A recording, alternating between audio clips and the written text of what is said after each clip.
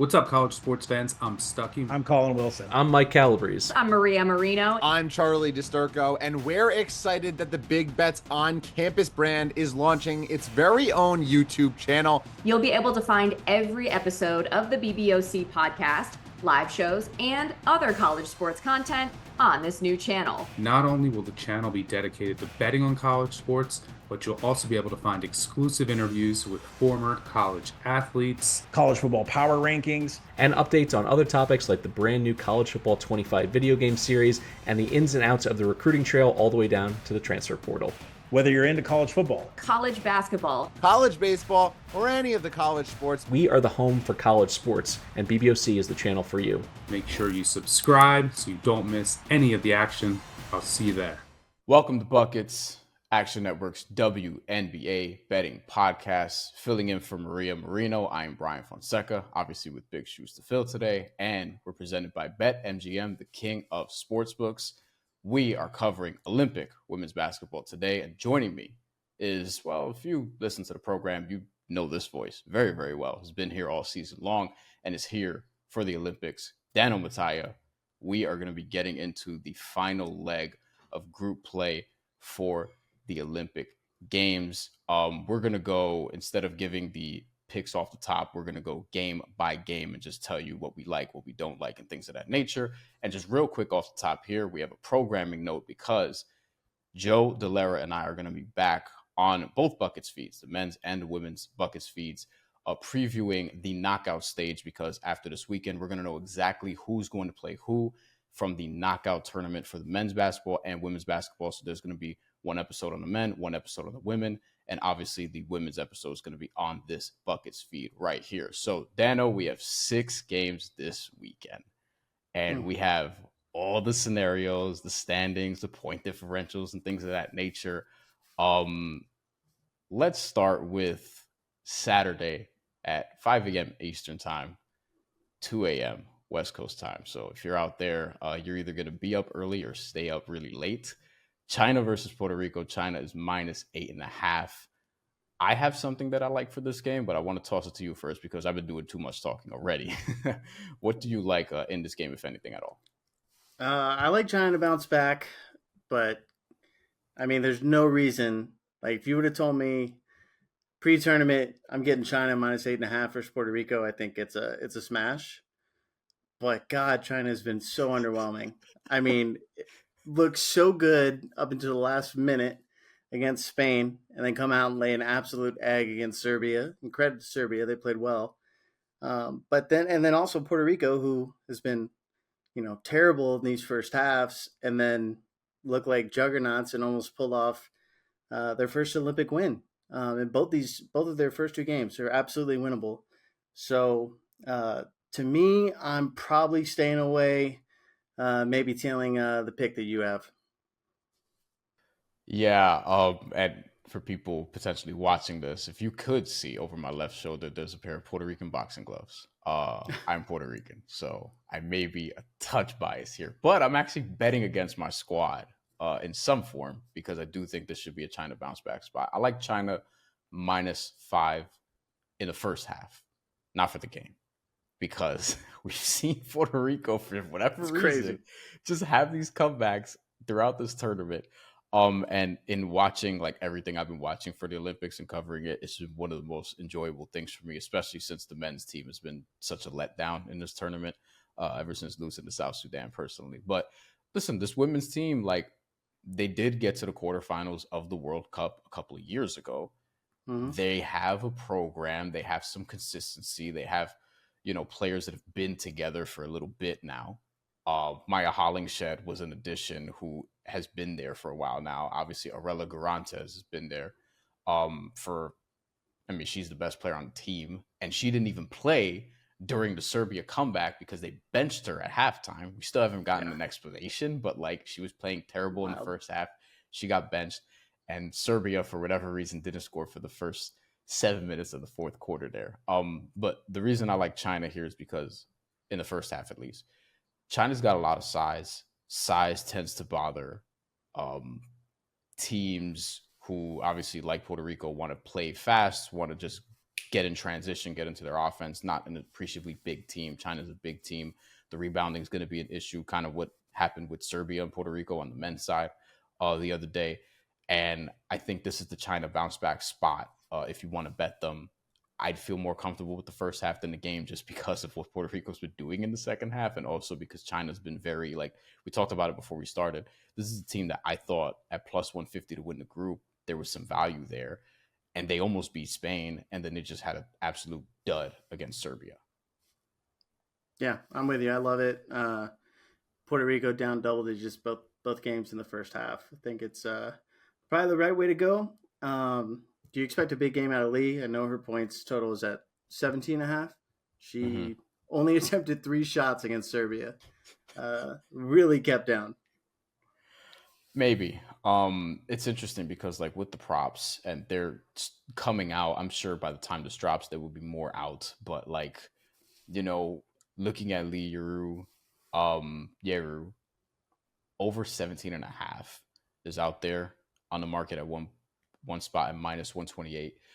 That's interesting to me. I don't know how great I feel about that. Hanzhou, you would think, gets over 8.5, even though that's plus money right now. But, like, this is a good matchup for her. Going back to the size thing, you know, this is a really good matchup for her to not even have to, like, stretch the floor as much as she can get inside, get offensive rebounds. You know, over Maya Hollingshed and India Pagan, and be able to finish inside the inside the paint rather. Yeah, and makes her free throws. Yeah, I like a Hanzhou to get double digits in this game for sure. Shout out to Libs. We miss her. Yeah. We'll probably get to somebody else so the Libs miss a little bit later. But next game here, and by the way, the point differential, we should get into that. Yes. This is important for this particular game. So in this group, Serbia and Spain, who we're going to talk about next, they have already moved on. They're playing to see who wins the group and who obviously gets better seeding for the next phase of this tournament. Puerto Rico and China are playing for third place. 2 third place teams have to advance in this tournament. That's how this works. Puerto Rico's 0-2, China's 0-2, but Puerto Rico's -4 because they lost both games by a combined 4 points, and China's -23. So China needs to win this game, and it would obviously be better for them if they win by a specific point differential to potentially increase their chances compared to other third place teams of advancing. For Puerto Rico, the way it kind of shakes out, they could kind of win and they're in, because they just need to be better than one other third place team. And if you're -4 now, if you win, like you can pretty much get in, which would be a remarkable accomplishment for a team who just went to the Olympics for the first time last time out and didn't win a game and almost has won twice. Yeah, I'm with you. I mean, I think it'd be a huge feat. It's going to be a tough task. This probably is the worst matchup size-wise, but China has not really been able to exploit it completely, and their guards have been getting shredded on defense. So I wouldn't count them out for sure, but Puerto Rico money line is not something I'd be crazy enough to play. Yeah. I mean, if they just have one of those hot 3-point shooting games, which they have not had yet, then I mean, I tell people these are closer to March Madness than the NBA or WNBA playoffs because of the format. Next game, Group A, same group, Serbia versus Spain.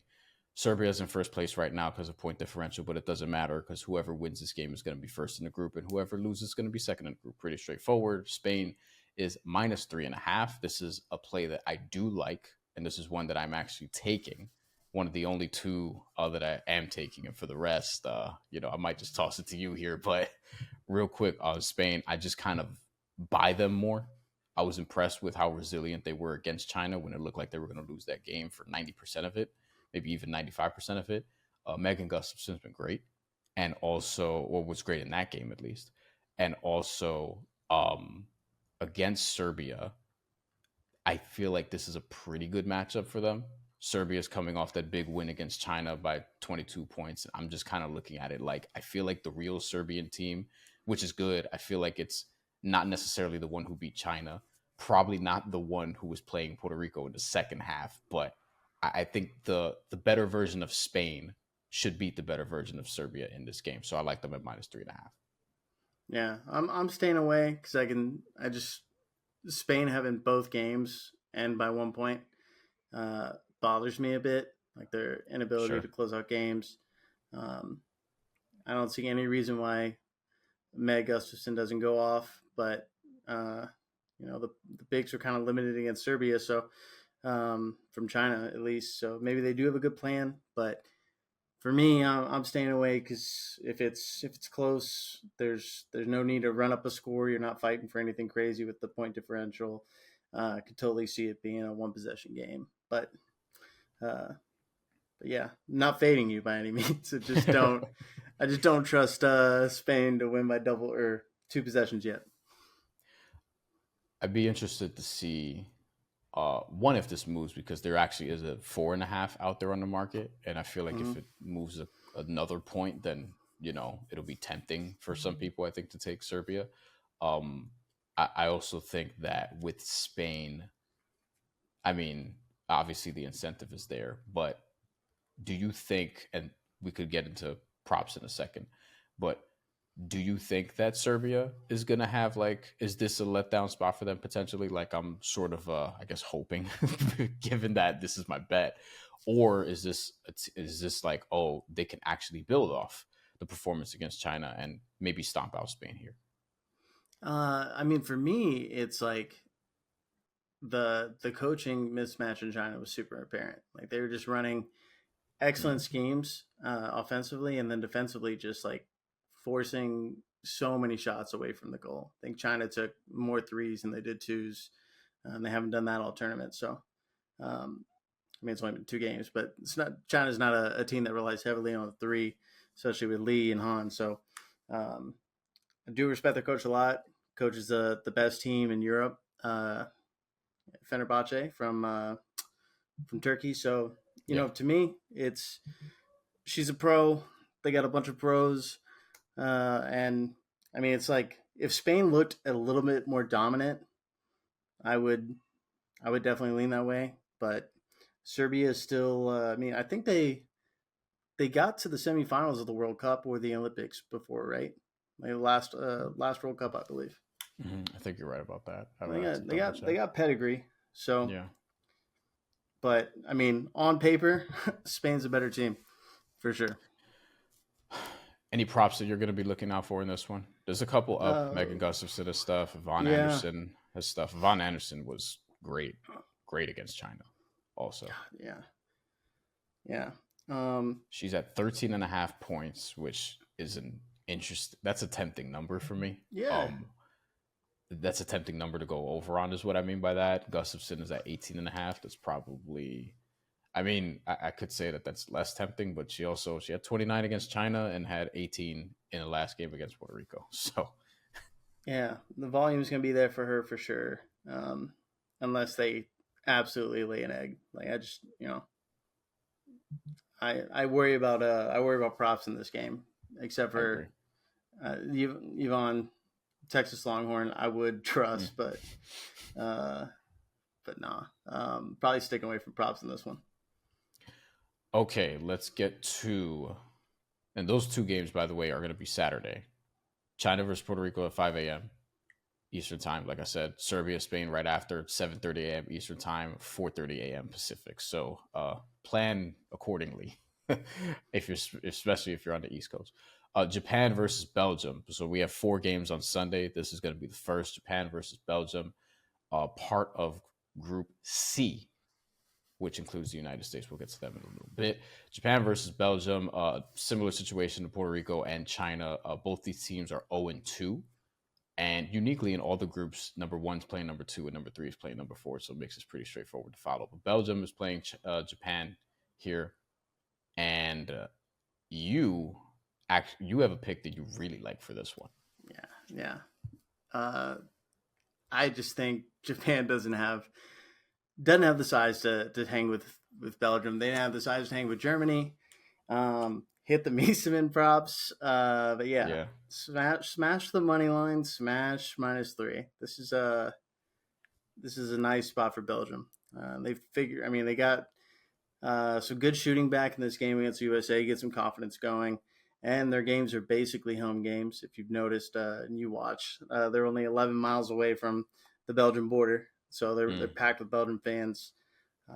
don't see the European champions not winning a game here. So, yeah, I love the Cats in the spot. Belgium is minus 27 in point differential, so they're also incentivized to not just win, but try to win big and make up some of the ground. Because like if China lays a smackdown on Puerto Rico, or if Puerto Rico simply wins that game, then Belgium, like, they have some ground to make up with not just this one, but also, with what's going to happen in Group B, which we'll get to in a little bit.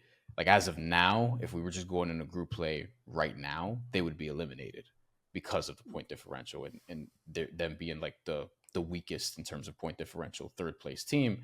You could thank the United States and Germany for that one. So I'm probably with you on this too. I think this is like Belgium's just a better team. Yeah.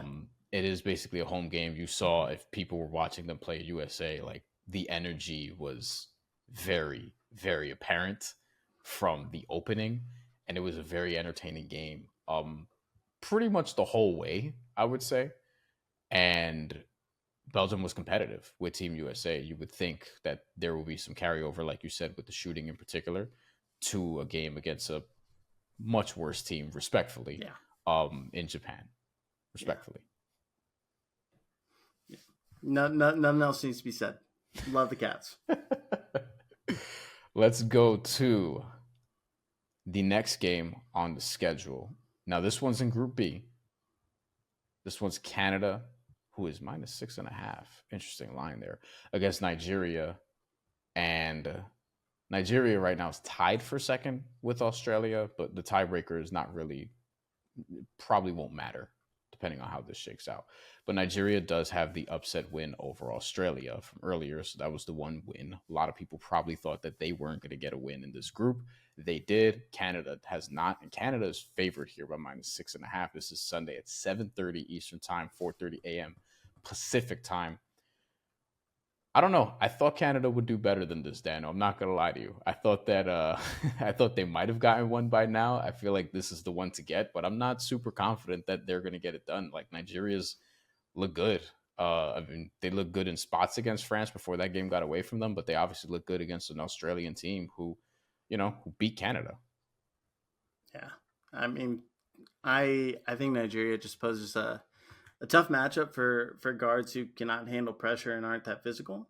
Like, no disrespect to Shea Colley or Kia Nurse or Bridget Carlton, but I just think the defensive pressure. We saw France turn up the defensive pressure against Canada, and then Canada had 2 points in the second quarter. Never got back into that one.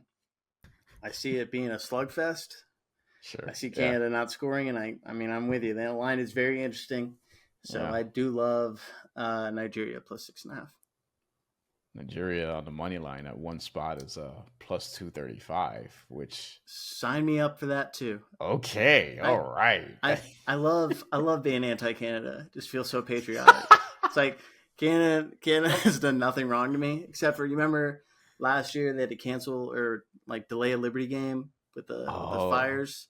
Yeah. This is my revenge. Nigeria money line. I had a great time in Montreal once, but and I got Canadian friends, but Yeah, I mean, I loved Vancouver. I was just there a month ago. It's great. But I've never been in Nigeria. Yeah, that's true. Look, I got Nigerian friends too. I know they'll be rooting hard for their team in this one. The total here, by the way, since we alluded to that, is 133 and a half. I feel like of the games we've mentioned, that's probably the most interesting total, because there's a world where this game just is entirely in the mud based on what we've seen from these two teams, where that 133 and a half, which I'm going to stay away because that might be too low, but you could tell me, hey, it isn't low enough, and I'll listen. Yeah, I mean, I could see this ending like 66 to 60 easy. Yeah. And I mean, Canada just goes through these dry spells, and I mean, of course, until you need Australia to cover 7.5, and Keener scores like 9 points in 30 seconds at the end of the game. Jesus Christ! But yeah, I do lean. I haven't really been spot on with these totals in this tournament, but if there's an under I lean, it's probably that one. Do we think this has to be a Kia Nurse game for Canada to be successful in it? I mean, they got great stuff out of Bridget Carlson today. Like, great stuff. I think she had 16. Kia Nurse got most of her points in garbage time. But, I mean, to your question, I think probably, like, you got to get something out of the guards. I mean, I think Jade Melbourne did, I think she had 0 against Nigeria. 4 turnovers. Like, just not a fun game. Sammy Wickham did play well against Nigeria. France looks good, so it's hard to count these games versus France, but having them both played Australia, I do lean staying away from any overs. Yeah. But someone on Canada has to do something. Yeah. I wonder. I do wonder because I feel like I expect a little more from Kia Nurse in this tournament so far. To your point, and Canada's going to need the creation, so I'd be curious to see what that lines up as. I think I saw her listed at like 9.5 before last game. So we'll see. Canada's going to need some effective shot creation against the Nigerian team who they play so hard. So I think this matchup is potentially like I don't love Canada -6.5 in this one, though I think they should win. Like I think they're better, but Nigeria don't care. Like they beat Australia, so we know they're capable of. I mean, Australia is a team that a lot of people like heading into this tournament. We are going to go back to Group C because this is the order that they sort of laid it out for us. But in terms of time, I find it interesting that they did it this way. But it is what it is. Team USA is playing Germany. This is like maybe the big heavyweight matchup of this entire slate. This is at 11:15 a.m. East Coast time, 8:15 a.m. Pacific. So wake up early from that hangover if you're out there on the West Coast to watch this. Team USA is well, we don't know as of this recording what they're favored at to be exactly, but we do expect them to be favored against German team who has played very well. And in terms of point differential, I mean, they're +25. Team USA is +39, but Germany's +25, which so far in this tournament, that would be tied for third most with Serbia and after France, who has actually the best point differential in their game. We're going to talk about in a second. So anything that you're looking for Team USA versus Germany, Team USA obviously 2-0. They blew out Japan. And they were able to hold off Belgium, a spirited effort, but they ended up winning that game by 13 points. Yeah. I mean, Satu is back. Let's say that. That's awesome. Because, I mean, these teams met right before the Olympics in a tune-up game, and I was like, 22 points is probably a lot for Team USA coming off the, loss to the All-Stars, and then USA ran away with it at the end of the game. I mean, Germany's got to be feeling a high, getting both those wins. To me, I think hammering Asia and Stewie props until they're completely priced out of market. The usage is insane, and I don't blame Team USA. They're the two best players in the world. They're not getting stopped by anybody. And without them, Team USA is in a lot of trouble. So, I think Asia was or Stewie was a +17, or Asia was a +17 today. Like they just dominate when those two are in the game. Guard wise, it's a crapshoot. I wouldn't do anything with U.S. guards, but I expect this line to be around 21, and I just don't. I don't think USA is going to try to push anything if they're up, because you got the knockouts to worry about. Way more important games. Sure. I don't think they win I don't think Germany wins by any means, but if it's in the 20s, I think I do lean Germany a bit, just on pure pride. But they don't really have a bench, whereas like Team USA's bench, to me, at least guard wise, is significantly better than the starters. I mean, Chelsea Gray's got some assists, but they are so. Chelsea and Diana are killing us defensively. Like Jackie Young finally got some run at the end of the game. We pulled away, but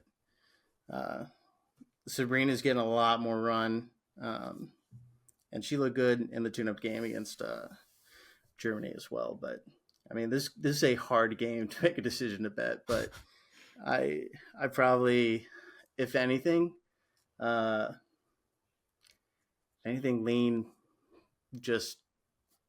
the under. Think both teams will be smart, especially Satu coming off the injuries, right? Yeah. Just getting back healthy. No need. I mean, and like the other Sabli took a hit to the face. Fibic came up hobbling. Didn't produce that much offensively at the end of their last game. So no need to get anybody hurt right before the knockouts begin. So I could see this being kind of a played out, let's see how it goes, but not going to try to show off any schemes or do anything too hard. Satsu Sabali 33 against Japan. Monster. And also a 17 team high against Belgium in that first game. So I would expect it to be listed somewhere in the 20s in terms of points, probably low 20s ish, maybe even mid. Yeah. I thought Misamin, she had a tough matchup today, being guarded by Asia or Stewie the entire game, and she still got her 24. And part of that is, Stewie and Asia being asked to do so much on the offensive end. Yeah. To that point, combined for 49 of Team USA's 87 points, Jesus. a little more top heavy than you want. Brianna Stewart at 26. She had, I think, 11 of their first 15 or something along those lines. Started 5 for 5 from the field. Just filthy. Yeah. Filthy. Yeah. 4 assists also. And I don't know how many of them were just bounce passes to Asia Wilson in the post, but I feel like we're seeing a lot of that. Yeah. It is high post, low post. It is so fun. Yeah. Like, it is such a fun team. I mean, or just those two playing together at least. Yeah, because it still feels like, to your point about, I thought Chelsea Gray would be, on the floor more for starters. I get why Diana Taurasi's starting, however, you probably have better options coming off the bench at this stage with all due respect, literally all of it. Yeah. And Sabrina Ionescu, I feel like they need her ignitability. I feel like she's gonna start consistently playing 20 plus minutes regularly in this tournament. She got to 19 last time. In the first game, she did not play in the first quarter at all. She got subbed in like midway through the second quarter. And then in the second half, she actually went crazy. Both games, by the way, she was listed at 9.5 over under, plus money both times. She actually hit over the first game, under this last time. But I think they're going to need not even just the shooting, but the playmaking also, just coming off the bench. Yeah. And like, say what you want, her defense is not as like nowhere in the near stratosphere as Diana and Chelsea. So,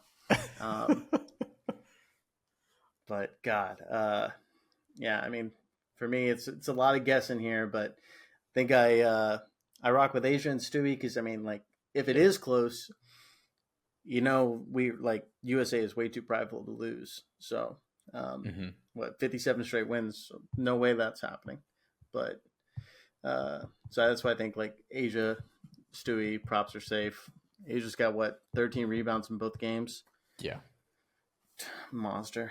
24 and 13 against Japan, to your point, and 23 and 13 in this last game against Belgium. By the way, nobody from Team USA in this last game against Belgium scored, other than obviously Brianna Stewart and Asia Wilson, scored more than 8 points. Everybody else was just nowhere near Stewie and Asia in this game against Belgium, which to me, that's a little concerning, maybe. Like, I feel like you're going to need a little more consistency. Outside of France, like, nobody's wowed me. Like, I know what you mean, yeah. Like, it just doesn't feel as, like, nobody feels strong. So, like we were to play Spain, like, that's super weak to me. I mean, like, Germany and Belgium have wowed me, I guess, or Germany's wowed me and France has wowed me. But besides that, like, no one is concerning. So you can live having the two best players on your team, but you still have to play them 30 plus minutes to win. That's the only thing. Yeah. And if I'm doing power rankings, I would put USA first right now, France second, Germany would probably be third, and then there's probably a decent drop off until we get to like Serbia, Spain, or whatever the case may be. Yeah, I'm with you on that. Part of that is because Australia and China have also been disappointing, which you would think that they would be in this group that we're talking about, but they haven't demonstrated that. Speaking of Australia, they are in the last game Sunday, 3 p.m. Eastern Time, noon Pacific.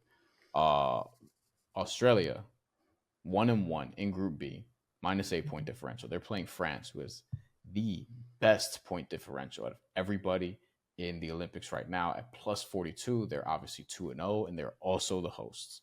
France smashed Canada in the first game, 75-54. Smashed Nigeria in the second game, the exact same score, 75-54. Wow. What do you think about this one? We don't have a line for it yet either. I don't think this one's going to be that. Like, I don't think it's going to be a blowout line, but I think a lot of people are going to want to hammer France because of what they've seen these first two games. I think they're probably right. I think the line is going to get bet up. France 2-0 against the spread. Australia 0-2, should be 1-1. France is just, I mean, like, offense hasn't been like crazy. Like, wow, they go on runs, and those are all fueled defensively. Like, the defense is just locked in all over the place. And granted, their competition hasn't been amazing, but like, good luck, Jade Melbourne tomorrow, or when is it, Sunday? Absolutely, Sunday. Good luck. I think Sammy Wickham like tries to shoot and keep him close, but Ezzy has been a big disappointment for me. Thought she would be giving Australia a lot more than she is. I feel like Steph Talbot is like the best overall player on this team, and with that, like, if I expect the line to be, it's got to be more than 7.5, right? Yeah, I would think. I was thinking kind of where they're putting these games. Yeah, I was thinking 9-ish, 8-ish, where China and Puerto Rico is. Yeah, something along those lines. I mean, France keeps winning by double digits. I definitely lean France. I feel like that's defensively, they look like the best team in the tournament for sure. Yeah, and I think the only reason it would start even there, it could very well be double figures, and maybe also, but even though France has won their first two games by 21 points each, as we mentioned, coming into this, a lot of people, Australia was actually favored to win this group. I remember. Yeah. I think favored to win outside the whole thing outside of USA. Yeah. And that has dropped off. Team USA, by the way, before this were like -1,800 to win the whole thing, and now they're -2,000. So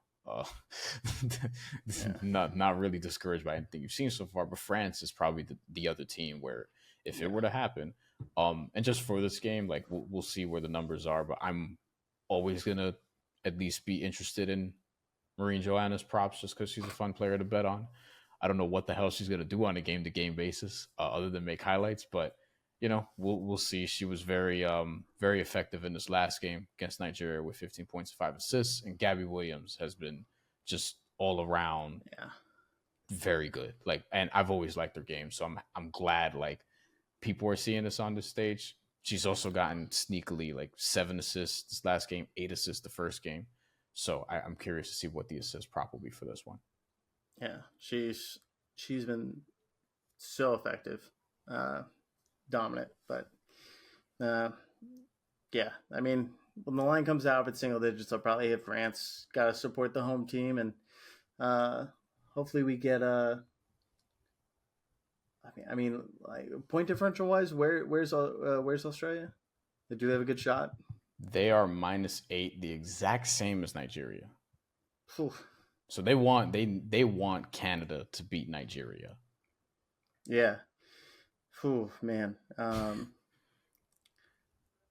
Yeah. So and it goes head to head in the group by win, or unless there's a 3-way tie, right? Or Yeah. there would be Yeah. a 2-way tie. So yeah.